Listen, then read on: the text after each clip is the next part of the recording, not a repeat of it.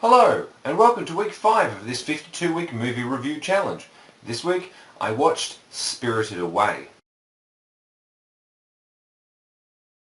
Spirited Away is a 2001 animated film from Japan from Studio Ghibli, the same studio that brought you films such as My Neighbor Totoro and Princess Mononoke.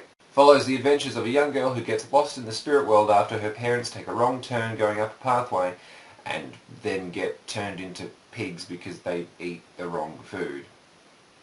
It follows Chihiro's adventures as she goes through the spirit world trying to find a way to be reunited with her parents. Now the thing everyone talks about when they talk about Studio Ghibli films is how good the animation is.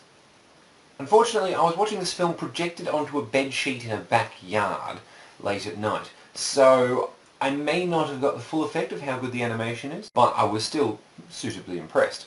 Chihiro finds herself working at a bathhouse for spirits in the spirit world where they basically go to relax and take some time off, being spirits, I guess. And she's helped out by a fellow spirit world denizen by the name of Haku. It's a good story of personal growth and adulthood and the trials and tribulations of trying to find oneself, I guess, but it's all put together by some fairly unusual and trippy visuals. I mean, it's touted as being the Japanese equivalent of Alice in Wonderland. I mean, it's pretty easy to see why. A young girl finds herself in a different world and basically tries to find her way through the advice of all the residents alone instead of someone who you can trust.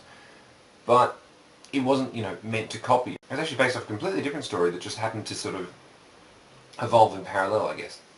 I mean, I'm not a big anime fan myself. I mean, the only anime I've seen has been, well, if you don't count Pokemon and Dragon Ball Z, because they're so, I'm loath to use the term, but mainstream, the only other anime I've seen is Full Metal Alchemist. Oh, by the way, I watched this film in the dubbed version, so I don't know how much that changes things.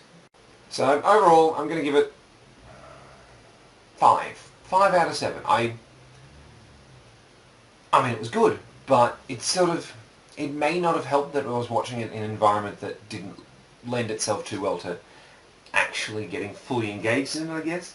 I was watching it with a large group of people, and that always makes the film watching experience very different in my experience.